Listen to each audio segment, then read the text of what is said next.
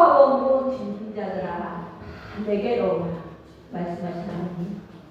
늘 저희들의 짐을 풀어주기를 원하시고 그 짐을 주님 앞에 가져오기를 원하시지만 지난 한 주간에 저희들의 삶을 돌아볼 때는 무거운 짐을 내 등에 홀로 지고 너무나도 끙끙 앓고 힘들게 버티며 살아갔음을 고백합니다. 주님, 믿음 없는 저희들을 불쌍히 여기시고 용서하여 주시옵소서. 아버지, 이 어렵고 고단한 세상을 살아나갈 때 저희들처럼 정말 단 하루도 단 한순간도 단 1초도 살아갈 수 없음을 고백합니다. 내 안에 계신 성령께서 함께 하심으로 말미암아 우리가 하루하루를 살아갑니다. 주여, 저희들을 붙드시고 늘 성령으로 충만케 하여 주시옵시며 마음의 평안과 희락이 넘치게 하여 주시옵소서. 아버지, 이 시간 이 자리에 계신 사랑하는 성도들을 기억하여 주시옵시고 그들의 삶 가운데 하나님께서 간섭하여 주시옵시고 모든 복에 복을 더하여 주시사 많은 사람들에게 주님을 나타내어 보여질 수 있도록 주님 도우시고 인도하여 주시옵소서. 이 시간에도 세계 각국에 나가 계신 선교사님들을 기억하여 주시옵소서. 정말로 너무나도 어렵습니다. 너무나도 힘듭니다. 정말 하루하루 버티기가 너무 지칩니다. 주여 도와주시옵소서. 아버지, 엘리야를 로뎀나무 아래에서 천사를 통하여 먹이셨듯이 우리 선교사님들에게도 주님의 말씀과 권능으로 입히시고 먹이시어서 다시 세임을 얻어서 주님의 복음을 들고 나아갈 수 있도록 주여 도우시고 인도하여 주시옵시며 역사하여 주시옵소서. 아버지, 많은 사람들이 교회가 변질되고 교회가 본받지 못하고 교회가 본이 되지 못하고 욕하지만 그렇지만 지금 이 순간에도 날마다 나라를 위하여 교회를 위하여 기도하는 기독군들이 있기 때문에 우리나라가 정말 이 어려운 가운데서도 버틸 수 있고 그 교회가 성장할 수 있음을 고백하며 감사드립니다. 아버지, 저희들에게도 그런 은혜를 더하여 주시사 세상과 타협하지 않게 하여 주시옵시고 세상을 바라보지 않게 하여 주시옵시고 주님을 바라보면서 주님께 기도하며 나아가며 주님을 따라서 한 발짝 한 발짝 나아갈 수 있도록 도와주시옵소서. 주님보다 앞서지 않게 하여 주시옵소서. 내 생각, 내 뜻을 내려놓고 오직 주님만을 바라보며 주님의 말씀에 순종하기를 원합니다. 주여 도와주시옵소서. 이 시간 단 위에 세우신 목사님을 기억하여 주시옵시고 성령의 충만함을 함께하여 주시사 그 말씀을 전할 수 있게 그 말씀이 저희 심령 골수를 쪼개게 하여 주시옵시고 그 말씀으로 저희들이 새로워지는 시간들이 되게 하여 주시옵소서. 이 시간에도 저희들에게 들을 게 있는 자가 되게 하여 주시옵시고 말씀을 들음으로 끝나는 것이 아니라 그 말씀을 깨달아서 행할 수 있는 믿음도 허락하여 주시옵소서. 이 시간 온전히 우리 주님 기뻐 받으시는 예배가 되기를 간절히 바라고 나오며 거룩하신 예수님의 이름으로 기도드렸습니다. 성경 말씀은 시편 1장 1절에서 6절 제가 봉독하겠습니다. 복 있는 사람은 악인들의 꾀를 따르지 아니하며 죄인들의 길에 서지 아니하며 오만한 자들의 자리에 앉지 아니하고 오직 여호와의 율법을 즐거워하여 그의 율법을 주야로 묵상하는도다. 그는 시냇가에 심은 나무가 철을 따라 열매를 맺으며 그 잎사귀가 마르지 아니함 같으니 그가 하는 모든 일이 다 형통하리로다. 악인들은 그렇지 아니하며 오직 바람에 나는 겨와 같도다. 그러므로 악인들은 심판을 견디지 못하며 죄인들이 의인들의 모임에 들지 못하리로다. 무릇 의인들의 길은 여호와께서 인정하시나 악인들의 길은 망하리로다. 시편 1편 성경 말씀 속에 우리의 모든 행복으로 가는 길이 들어있다고 믿으시죠? 복 있는 사람이라고 하는 주제하에 쓰여진 시입니다. 인간이 참으로 행복하게 되는 길이 무엇인지를 시편 1편에서 제시하고 있습니다. 우리 예수를 믿는 우리 기독인들은 정말 시편 읽기를 매우 좋아합니다.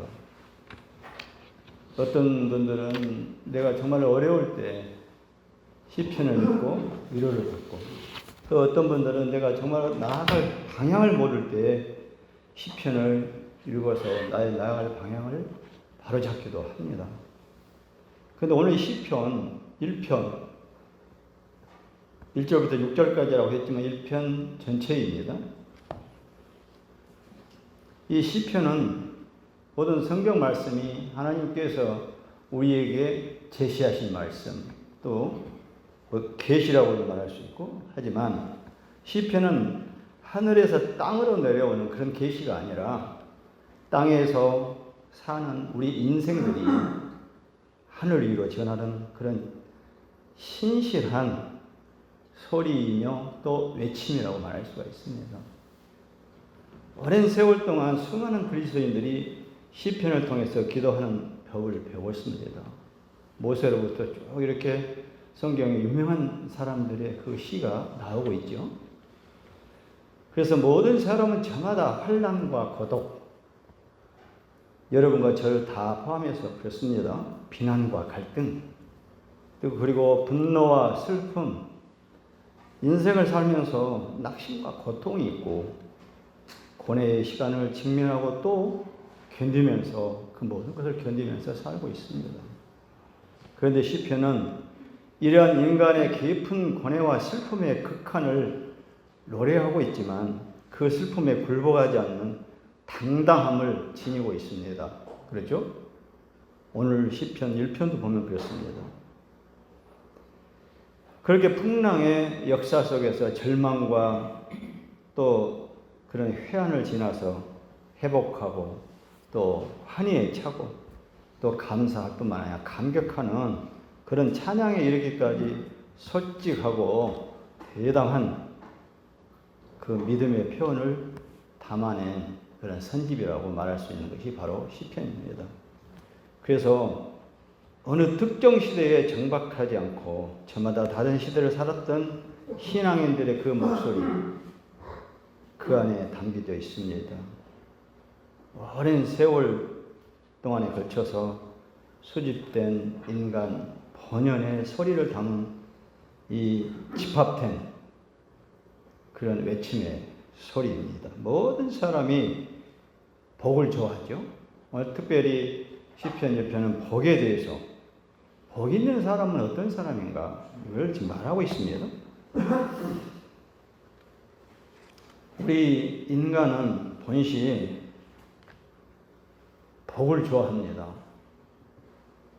복이라면 전부 다 귀가 열리기 시작합니다. 특히 한국 사람은, 특히 동양, 그 중에도 한국 사람은 복받기를 매우 좋아하죠. 정월 차오르면 어떻습니까? 우리 어렸을 때부터 쭉 우리가 살아왔던 것을 쭉 보면 다 옛날 생각이 나실 겁니다. 그래서 숟가락에도, 지금은 그걸 못 봤어요. 저 어렸을 때 보면 숟가락에도 복복자가 써져 있어요. 또 옷에도 있고 대문에도 보면 복자가 써져 있어요. 그런 복자를 새겨 넣었던 것이 우리 한국인의 전통적인 하나의 관습이라 할까? 그런 것이었습니다. 그런데 하나님도 복을 매우 좋아하십니다. 하나님도 복을 좋아하셔요. 그래서 우리는 복받기를 좋아하고 하나님은 복 주시기를 좋아한다고 하는 사실입니다.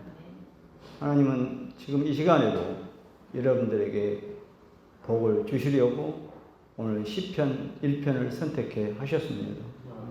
그래서 하나님은 태초부터 우리에게 성경 말씀을 쭉 읽어 내려가다 보면 태초에서부터 하나님은 복 주셨습니다. 우리 인간에게 복을 주셨어요. 복을 너무 많이 받고 쭉 복된 생활을 하다 보면 복이 무엇인지를 몰라서 잊어버리고 망각하고 자제하다가 실수하고 또 넘어지고 그런 경우가 우리가 많이 봅니다. 그렇다면 그 복이 있다고 하는 것은 무엇일까요? 복이 있다고 하는 것. 그 사람은 참 복이 있다. 이렇게 말합니다. 돈이 많으면 복이 있는 사람인가요? 이병철 그 회장, 2대 회장, 엊그저께 세상을 떠났죠? 그 사람의 진짜 그 사람이 한 말인지는 모르겠지만, 또 그것도 카톡을 통해서 많이 돌아다니더라고요. 우리에게 당부하는 말도 있었고, 모든 것은 돈으로 살 수 있었다고. 그러나 단 한 가지, 살 수 없었던 것이 있었다. 그래서 자기는 실패한 인생이라고 그렇게 이야기한 것을 보았습니다. 그런데 세상에서 90% 이상의 문제가 사실은 우리가 자세히 보면 돈 때문인 것 같이 보입니다. 90% 이상의 문제가 회사에서 고속 승진하면 복이 있다고 말합니다, 흔히. 또 그리고 명예를 얻으면 그 명예가 복이 있다고 하지만 그 명예가 그리 길지 않습니다. 저도 공직생활 해봤는데,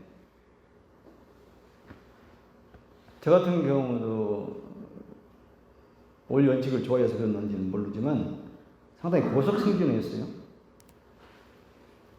그런데 그게 있을 때는 뭔지 잘 모르고 들떠서 그렇게 그럭저럭 잘 생활을 해왔어요. 그런데 지금 생각해보니 그게 복이 아니더라고요, 사실은.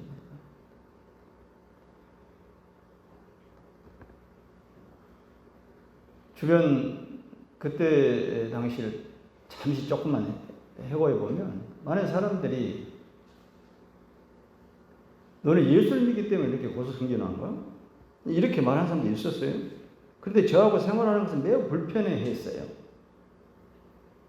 뭐 행사에 참석할 때도 보면 나는 안 돼. 주일날 안 돼. 수요일도 안 돼. 또 뭐 술 한잔 하러 가자고 하는데도 안 돼. 그 사람들이 저를 보기에 저는 참 승진은 빨리 했다마는 제가 아무 즐거움도 없는 놈이 저놈이라고 늘 이야기한 걸 내가 살짝 들었어요. 그런데 정말로 고속 승진하고 명예를 얻고 하는 것은 잠깐뿐이었다고 하는 것이죠. 제가 언젠가 저희 어머니가 6월에 돌아가시고 그 뒤에 저희 형제 자매들이 믿지를 않아요. 그 사람들이 믿지 않았는데 우리 이남 이녀 중에 제 남동생 그 아들 조카지요. 그런 꿈에 선명하게 보여줬다고 하는 사실입니다. 어머니가 돌아가시는 그 환경을. 네, 그러니까 그 천국으로 자기들 천국이라고 말은 안 했지만 빛이 쫙 비치는 그곳을 향해서 문을 열고 들어가시는 것을 보았다고 얘가 이야기를 했어요. 3일째 되는 날. 많은 사람들이 나를 쳐다보더라고요. 근데 그 애들 때문에 장기에서 상당히 저는 힘이 들었어요. 많이 참았지만. 거기서 안장 예배를 드리는데도 얘들이 아주 저를 힘들게 했어요. 그런데 나중에 제 아들, 말하자면 조카의 간증을 듣고, 그런가? 그래. 그런 것도 제가 보았는데, 회사에서도 마찬가지였습니다. 아주 재미없는 놈이다, 나는. 주일날 그때 같이 함께 갈 수 있는가? 아니면 수요일 밤에도 안 되고, 계속 그렇게 했었는데, 지금 생각해보니 나에게 하나님께서 복을 주셨다고 하는 사실입니다. 이 모든 것이 꼭 복이 아니라고 말하는 사람들이 있지만 우리 믿는 사람은 바로 그것이 복이라고 하는 것을 알기 때문에 끝까지 시편 그리고 성경 말씀을 잡고 끝까지 함께하는 것입니다.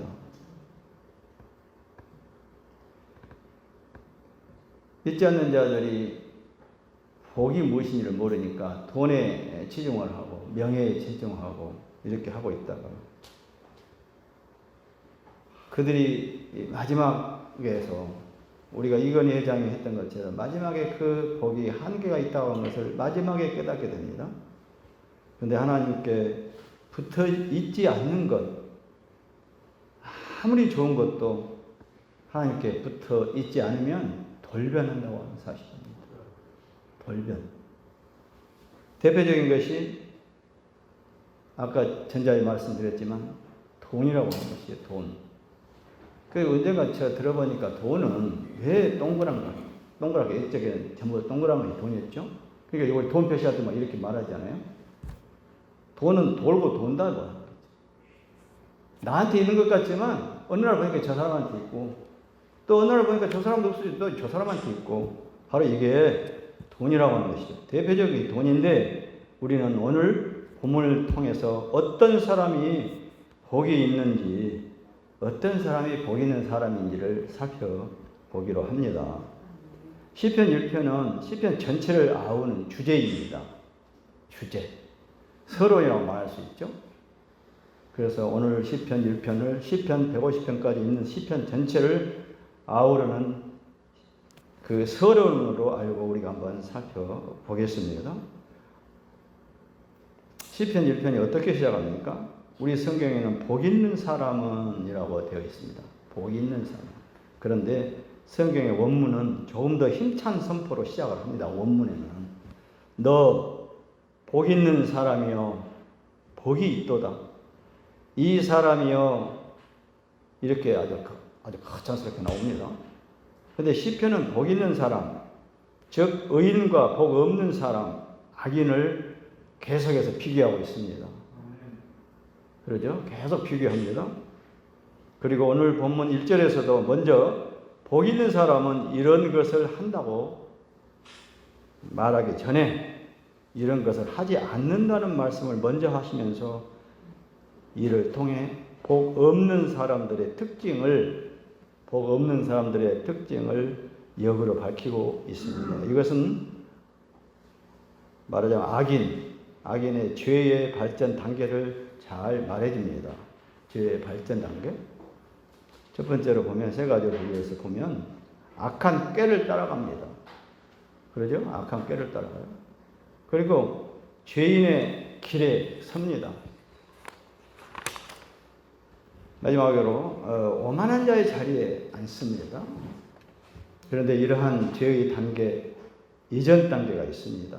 그것은 바로 해야 할 것을 하지 않는 단계입니다. 해야 될 것을 하지 않는 단계. 죄는 안 해야 할 것을 하는 것이 죄인데 이것의 출발은 해야 할 것을 하지 않는 것에서 출발한다는 것입니다. 우리가 벌을 줄 때 안 해야 될 것을 한 사람에게 벌을 주죠. 예수님을 잘 믿다가 어느 날 갑자기 우상 숭배하고 갑자기 감사가 사라지고 비판하고 교회를 떠난다고 말하고 또 믿음을 저버리고 세상을 따라가는 것이 아닙니다. 사탄은 처음부터 말씀이 필요 없다고 증오하라고 말하지는 않습니다. 절대로 그렇게 분명히 말하지 않습니다. 다만 말씀을 덮어 놓으라고 합니다. 말씀을 덮어 놓으라고. 우리가 말씀을 보지 않고 말씀을 계속 덮어놓고 주일날만 성경책 갖고 나오게 되면 바로 여기에 해당됩니다. 악인의 길을 쫓으라고 말하지 않습니다. 다만 그 나라와 그 의를 구하는 길에 대해서 우리의 관심을 갖지 못하게 한다고 하는 것이죠. 이렇게 해야 할 것을 하지 않으면서부터 안 해야 할 것을 하게 되는 것. 자연스러운 죄의 본성으로 진행된다고 하는 것입니다. 사탄은 이것을 너무나 잘 이용하고 있습니다. 우리는 이렇게 구별돼서 이야기하니까 그런가 하지만 사실은 모르고 함께 지나갑니다.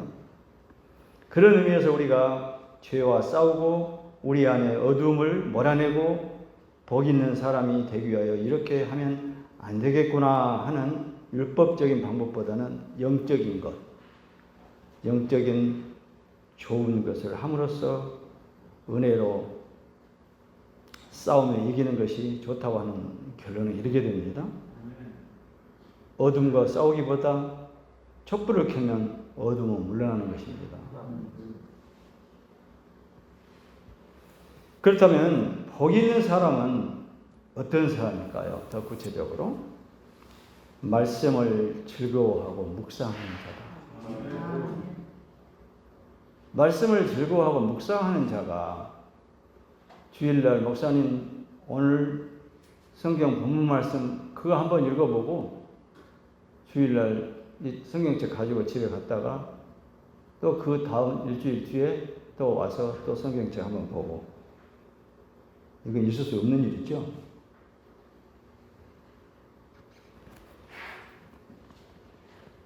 말씀을 즐거워하고 묵상하는 자, 꾀가 아니라 말씀을 붙드는 자라고. 꾀가 아니라 시편 1편만 쫙 읽어보면 정말 우리 믿는 자가 볼 때 완전하지는 않지만 좀 속이 어쩝니까? 후련합니까? 후련해야 되겠죠.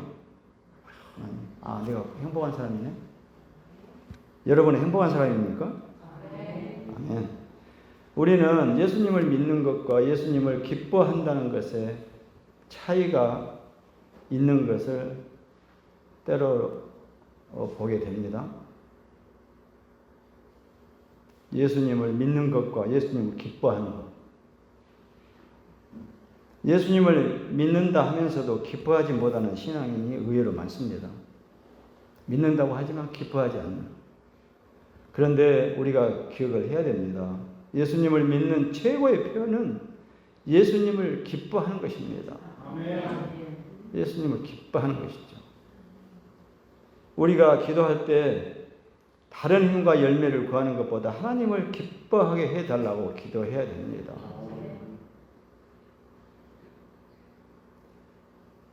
하나님을 기뻐하는 것이 힘이라고. 힘. 나의 힘. 최고의 믿음이라고. 매주일 드리는 예배가 무엇입니까? 매주일 드리는 예배가 하나님을 기뻐하는 것이죠. 예배 드리면 기쁘고 찬양하면 기쁘고 기도하면 기쁜 것. 등대교회 이 주일 오후 예배에 참석하신 여러분들을 가만히 내가 보니까 준비 찬양할 때 매일 기뻐하시더라고요. 아주 기뻐하면서 그냥 이것 좀 신청곡도 있고 어떨 때 보면 이렇게 아주 기뻐하는 것을 제가 봅니다. 그래서 시편 1편은 우리 등대교회 성도 여러분들에게 가장 기쁨을 주는 그런 성경 말씀이 아닌가 생각해 봅니다. 교회 생활 잘하는 사람이 누구입니까? 봉사 잘하는 사람입니까? 봉사 많이 하는 사람입니까? 아니라고 하는 것이죠.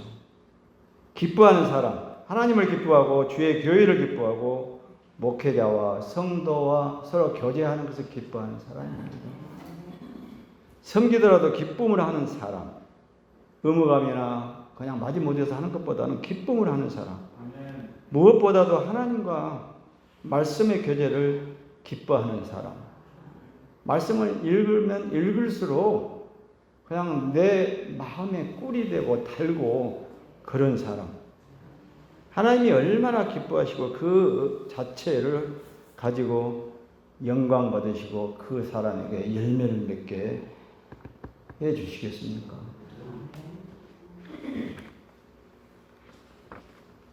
그렇게 기뻐하면 묵상은 자연스럽게 되는 것입니다.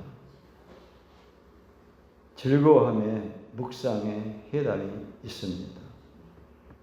묵상을 한편 다른 말로 또 소통이라고도 말합니다. 소통을 자주 쓰는 단어인데 쉽게 말은 하지만 소통은 그렇게 쉽게 넉넉하게 잘 되진 되지 않는 그런 단어입니다. 사실은. 정부에서도 정치인들도 보면 소통. 계속 소통을 이야기하더라고요. 사실은 보면 소통이 안 되고 이번 국회에서도 국감할 때 보셨죠? 그게 소통입니까? 국민들의 지도자입니다. 국민들이 대표를 뽑아놓은 사람들입니다. 국민들의 녹을 먹고 있습니다. 본이 돼야 될 텐데 전혀 소통이 안 됩니다. 믿는 사람도 많이 있어요, 그 속에. 언제 우리 국회에서 그렇게 삿대질하고 함부로 말하고 이런 것이 없어질지 우리가 기도해야 되겠습니다. 두 번째로 시냇가에 심기운 나무 같은 자. 복 있는 사람. 복 있는 사람은 시냇가에 심기운 나무와 같다고 합니다. 시냇가에 심기운다고 하는 것은 하나님의 진리와 은혜의 강가에 심겨졌다고 하는 것을 의미합니다. 그 나무는 철을 따라 열매를 맺고 모든 일이 다 형통하리라고 말씀합니다. 열매를 맺어야 형통하죠.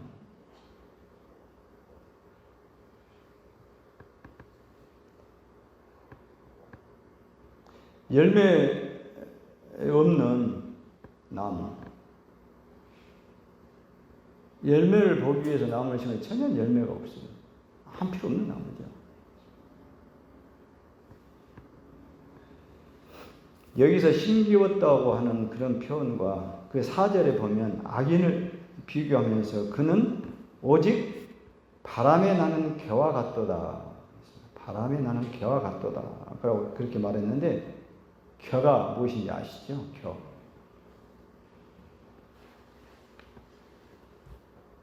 그 벼농사 지어보면 요즘에는 벼농사 지어도 본인이 탈곡해서 방아까지 찢는 경우는 거의 없을 겁니다. 저희 어렸을 때 하도 그 농경문화 속에서 살다 보니까 겨가 어떻게 나오냐면요. 다 아시겠지만 방앗간에 가서 꼭 보면 그 뒤에 겨 나온 데 가서 꼭 담당이 되더라고요. 어렸을 때. 꼭 그것이나 치우라고. 잘 못하니까 무거운 건 못 들고. 그 벼를 쌀을 딱 까고 나면 껍질이 그게 이제 견데 이게 그냥 바람이 불면 날아가지고 이런 데 들어가면 얼마나 끄끄러워요. 그것이 바로 겨입니다. 겨. 속이 차지 않은 껍데기. 그게 바로 겨입니다. 그렇다 보니까 이 바람 저 바람에 날리기도 합니다. 알맹이 없으니 날리죠. 복 있는 자의 심기운과 복 없는 자의 날린다. 그런 비교입니다. 복 있는 자는 확실하게 심겨져 있고 복 없는 자는 겨와 같이 날려버립니다. 결국 의인은 심판의 그날도 심판의 그날 그 시간에도 진리와 은혜의 그 자리 예수님 안에 있다고 하는 것입니다. 믿음의 자리에 서 있습니다. 그래서 구원을 얻습니다. 그런데 악인은 심판을 견디지 못합니다. 유진 피터슨, 그 사람이 사실 목사입니다. 유진 피터슨이 아주 유명한 책을 많이 썼어요. 유진 피터슨이 그가 쓴 책에서 이런 말을 했어요. 똑같은 방향으로 오랫동안 순종하는 것을 현대 그리스도인들은 잃어버리고 있다. 옆에 사람이 5년 후에도 동일한 신앙의 똑바른 길을 가는 것을 보는 것이 그리 흔치 않은 세상이 되어버렸다. 이렇게 말하고 있습니다.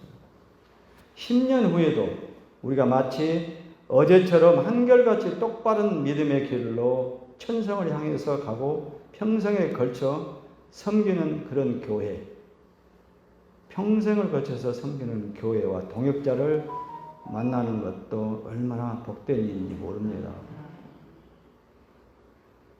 우리 이 등대교회 담임 목사님이 본격적으로 목회를 시작한 지 평생을 등대교회에서 여러분과 함께 하시는 것으로 저는 알고 있습니다. 얼마나 복된 교회고 얼마나 복된 목사님입니까? 요즘에 특히 너무도 겸손하게 목사님 나 아침에 새벽기도 하는 내용 간단하게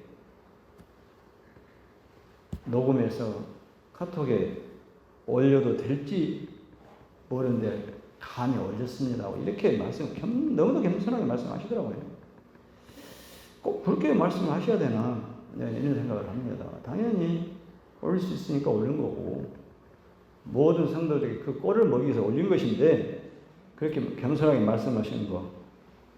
그런데 목사님이 교회에서 하는 말씀이 아닙니다. 그 성경 주일날 성경을 보니 성경 말씀을 가지고 설교를 하는 것, 또 그리고 매일 아침 새벽에 했던 것, 성경의 그 모든 내용 자구를 살펴서 그대로 꼭 집어서 알려주시는 목사님 그렇게 드뭅니다. 사실은 저 목사님이 안 계시면 그 이야기 해야 되는데 계시니까 좀 곤란하긴 해요. 그런데 얼마나 복된 성도님인지 몰라요. 우리 등대교회 성도 여러분들 너무도 복을 많이 받습니다.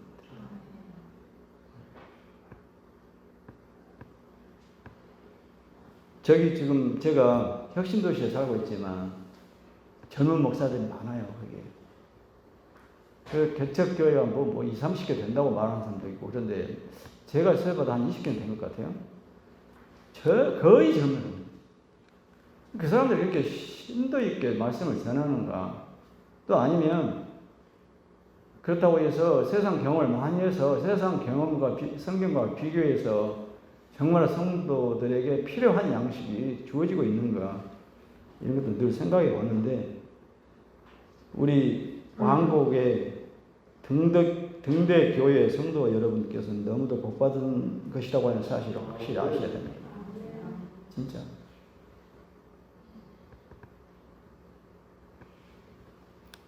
그래서 오랜 목회 현장에서 경험한 그 목사님들은 뭐라고 말을 하고 있냐면요.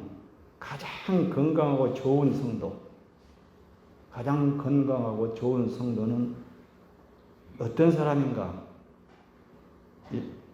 거기서 어떻게 말하냐면 변함없는 성도라고. 변함없는 성도. 이게 다 변함없는 성도님들인 것 같아요. 그러니까 지금 2시 예배 다 이렇게 앉아 계시잖아요. 한 번 한 번 전부 보면.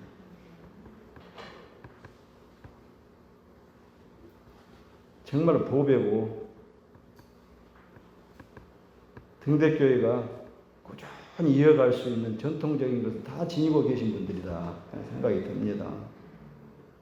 항상 그 자리에 있는 사람, 하나님이 복 주시는 성도입니다. 목회자도 가장 좋아하는 성도, 또 성도가 좋아하는 성도, 엄청난 능력이 없어도 된다. 항상 그 자리에서 성경 보고 등대교회가 어떻게 흘러가는 그 역사를 자기 가슴속에 품고 또 후배 교인들이 오면 많은 것을 그대로 전통적인 걸 전해주고 그 자리에서 계속해서 하고 있는 그분이 정말 복된 성도님이라고 하고 또 목회자가 가장 좋아하는 성도고 목회자가 가장 좋아하는 성도인데 그 사람을 두고 기도하지 않겠습니까? 조금만 뭔가 이상해도 안타까워하고 지속적으로 교회에서 기도하고 본인을 찾아가서 기도하고 그래서 꼭 그런 우리 등대교회 성도님들이 복된 교인일 뿐만 아니라 하나님께서 관심을 가진 성도님이라고 하는 것을 아셨으면 좋겠습니다. 일순간의 헌신이 아닙니다. 시냇가에 심기운 나무처럼 그 자리를 눈이 오나 비가 오나 안정감 있게 지켜주는 성도. 마찬가지로 성도님들이 원하는 목회자, 반대로 성도님들이 원하는 목회자. 어떤 목회자일까요? 우리 등대교회 목사님, 성도님들 말을 안 내. 방금 내가 이 앞에 다 말씀을 드렸는데. 항상 그 자리에 있는 목회자. 30년이고 40년이고 하여튼 목숨이 붙어있는 한 이제 그 자리에 있는 그 목회자. 그 목회자를 믿고 계속해서 가서 말씀을 듣고 기도하고 전도해오고. 그게 바로 그런 목회자. 든든하게 움직이지 않고 흔들리지 않고 여전히 오늘 또 말씀을 들고 그 말씀을 들고 성도들을 먹이고 우리 전라도를 먹이고 기도의 자리에서 여전히 나아가는 그 모습. 여전히 성도가 만나고 싶어요. 계속 만나고 싶어요. 이야기합니다. 기도받고 싶어요. 그렇게 말할 때 그 자리에서 정말 반갑게 맞이해주는 그런 목회자. 드뭅니다. 드물어요. 여러분들은 행복하십니다. 그리고 두말할 것도 없이 우리가 하나님을 믿고 사랑하며 그 위에 든든히 설 수 있는 그런 이유가 뭘까요? 히브리서 13장 8절 한번 보시기 바랍니다. 히브리서 13장 8절.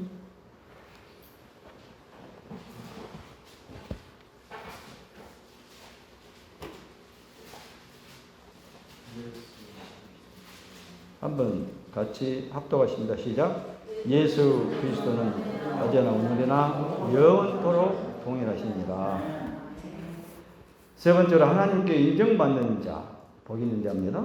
결국 복의 결론이 무엇입니까? 하나님께 인정받는 자.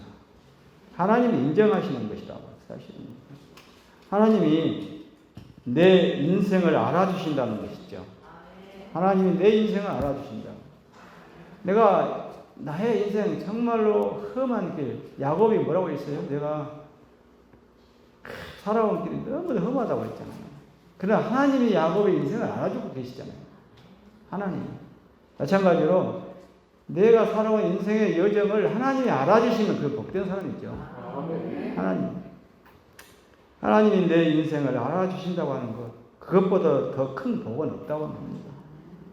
그런데 복이 없기 때문에 사람들에게 인정받으려고 합니다. 그러죠? 사람들에게 인정받으려고 막 해요. 그런 그 양태, 그런 곳에 막 가서 사람들이 집중해서 막 나타나는데 예를 들면 국회의원 여기 온다. 아니 뭐 어디 무슨 장관이 온다 하면 거기에 가서 막 얼굴을 내밀고 조금만 약간 일면식만 있어도 가서 내밀고 알아주려고. 또 그분입니까? 또 어떻게 말하냐면 내가 그 사람을 안다고. 그냥 우리 주변에도 있어요. 친구들도 보면 문재인 대통령이 내가 언젠가 어디서 어떻게 했는데 또 어떤 장관이 나하고 그 학교 어떻게 했는데 계속 자기를 높이는 데 사용합니다. 그러죠? 보셨죠? 안 보셨나요? 자기에게 복이 없기 때문에 그런 사람들을 동원하고 인정받으려고 집중하고 있습니다. 나를 알아달라고. 또 교회 안에서도 사람들에게 인정받으려고 하면 꼭 교회 안에 인정받으려면 상처가 생깁니다. 세상 속에서는 그러나 마나가 멀어져 보면 그런데 교회에서도 꼭 그렇게 하는 사람들을 보면 상처가 생길 수가 있어요. 문제가 생기죠. 저는 우리가 사람이 몰라준다고 섭섭해하지 않기를 바랍니다. 하나님만 알아주시면 되니까요. 하나님이 아신다는 것에 위로를 받으시기를 바랍니다. 사람들이 안 알아준다고 세상에서 알아달라고 너무 몸부림치다가 다쳐요. 사람들이 그래도 거기서도 다치면 또 원망하죠. 그런데 오늘 시편 읽어보면 시편 1편 읽어보면 모든 게 해결되지 않습니까? 어떤 사람은 자기만으로 안 알아주면 내가 이런 사람을 안다고, 아까 제가 말씀드린 대로. 또 조금 유명한 사람, 힘 있는 사람, 그런 것을 자기의 자랑으로 알고 부끄러운 줄 모르고 그렇게 하게 되죠. 자기가 똑똑해야지 남이 똑똑한 것을 자기 아는 사람으로 해가지고 나도 똑같은 사람이라는 뜻인데 그게 되겠습니까?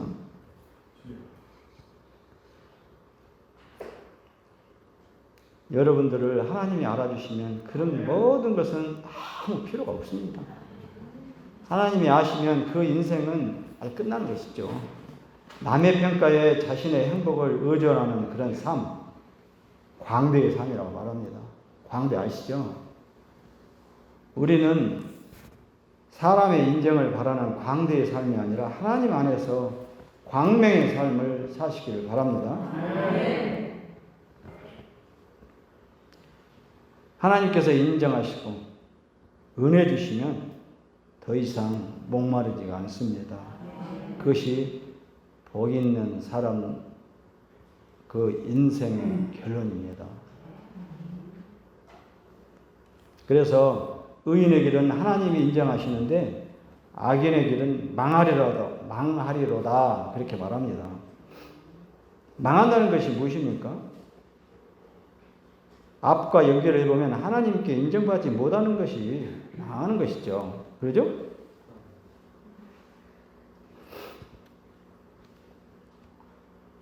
하나님은 어떤 분입니까? 쭉 우리가 시편을 읽어보았죠. 또 우리가 함께 상고해 보셨죠. 시편은 의인의 길은 인정하시고 악인의 길은 망하게 하신다고 말합니다.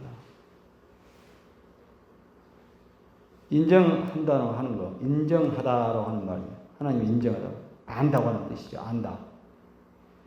하나님과 말씀으로 동행하면서 언약관계에 충실하는 자녀의 발자취를 하나님이 모르실 리가 없습니다. 반면에 말씀을 외면하고 자기 길을 가는 악인, 그런 악인은 멸망의 길로 가게 하신다고 하는 겁니다. 내 모든 길을 주님께 다 보여드리고 매 순간 주님과 의논하고 주님이 인정하시고 알아주시는 그런 길을 걸으시기를 간절히 바랍니다. 우리에게 주시는 교훈이 뭘까요? 오늘 이 말씀을 통해서 우리가 지금 어느 길로 가야 하는지 분명히 제시를 하고 있습니다. 지금 어느 길에 서 있는지, 현재 이 시간에 내가 어느 길에 서 있는지, 내 마음속에 어떤 생각을 하고 서 있는지를 확인시켜 주기도 합니다. 하나님의 말씀은 하나님의 말씀을 길로 삼는 사람은 복된 사람이라고 말하고 있습니다. 내가 광야이고 내 자체가 광야이고 주님이 길이다. 주님이 길이라고 하는 것을 아는 사람은 진정 복 있는 사람입니다. 4, 5절을 보니까 중심 없이 시류에 휩쓸리는 인생은 아무리 많은 것을 이뤘다고 해도 아까 말씀드린 대로 바람에 나는 겨와 같다. 부질없다. 시인은 무의미한 삶, 열매 없는 삶이 곧 심판이라고까지 말합니다. 그러니 우리가 더 늦기 전에 공허한 마음을 말씀으로 채우고 욕망으로 들뜬 마음을 말씀으로 잠재워야 되겠다고 하는 것입니다. 길은 두 길밖에 없습니다. 6절 보니까 세상이 말하는 꽃길과 흙길이 아닙니다. 의인의 길과 악인의 길입니다. 하나님이 인정하시는 길과 인정하지 않으시는 길, 이 두 길뿐이라고 하는 사실입니다. 여러분은 분명히 하나님이 인정하시는 길을 걸으시라고 믿습니다. 세상의 시선에 자세히 보면 다르지 않고 심지어 하나님을 무시하며 사는 악인이 하나님과 평생을 동행하는 의인보다 나은 것처럼 보여질 때도 있습니다. 그러죠? 그러나 중요한 것은 하나님의 인정입니다. 하나님의 인정. 세상이 몰라주더라도 하나님이 알아주시니 믿음의 그 여정을 늦추지 마시기를 바랍니다. 결론적으로 의인은 완전한 사람이 아니라 하나님을 믿고 의지하는 사람이라고 합니다. 완전하지는 않죠. 그러나 하나님을 믿고 의지한다고 하는 사실입니다.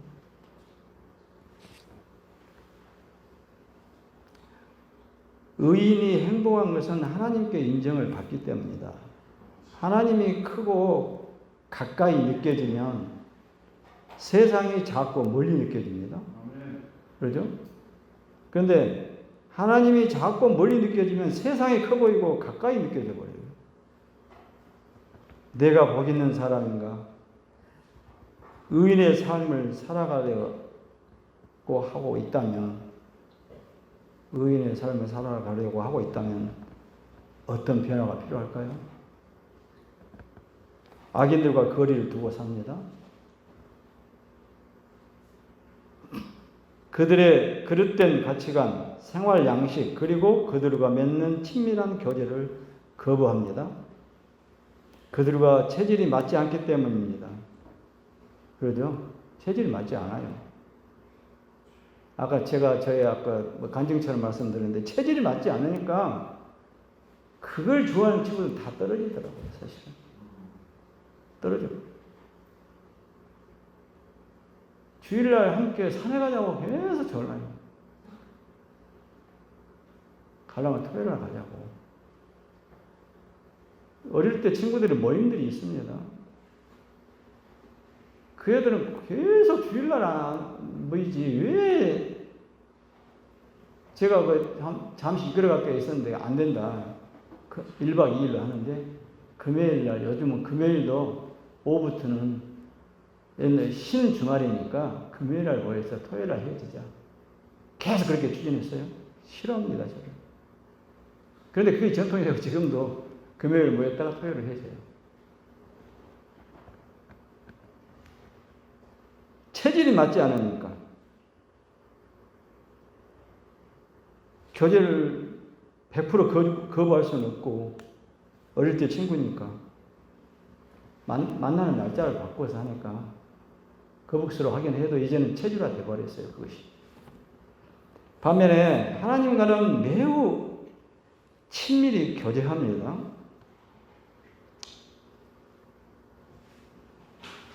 말씀을 늘 묵상하면서 그 말씀으로 즐거워합니다.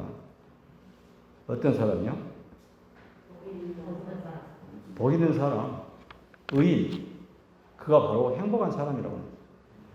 오늘 시편 1편은 시편 전체를 아우르는 시작이라고 아까 제가 말씀을 드렸습니다. 그 첫 마디에 아까 뭐라고 했죠? 너 복 있는 사람이요. 너 복 있는 사람이요. 그 말씀을 들으시는 여러분들이 되시길 바랍니다. 오늘 결론은 너 하나님께 인정받는 사람이요 라고 할 수 있는 그런 사람. 그 사람이 바로 여러분이 되시기를 축복합니다. 기도하겠습니다. 사랑의 하나님, 주님의 말씀만을 붙잡기로 선택하고 결단하며 복 있는 자로 살게 하여 주시옵소서. 저희들의 자녀들이 그릇된 가치관에 현혹되지 말고 말씀으로 늘 무장하게 하여 주시옵소서. 교회가 하나님의 말씀에만 뿌리를 두고 시류에 영합하거나 흔들리지 않게 도와주옵소서. 신앙 때문에 박해와 폭력을 당하는 그리스도인들에게 하나님의 보호와 위로가 함께하도록 인도하여 주옵소서. 우리의 죄를 용서해 주시고 또 다른 이들의 그 모든 것을 용서하며 살게 하여 주시옵소서. 예수님의 이름으로 기도드립니다. 아멘.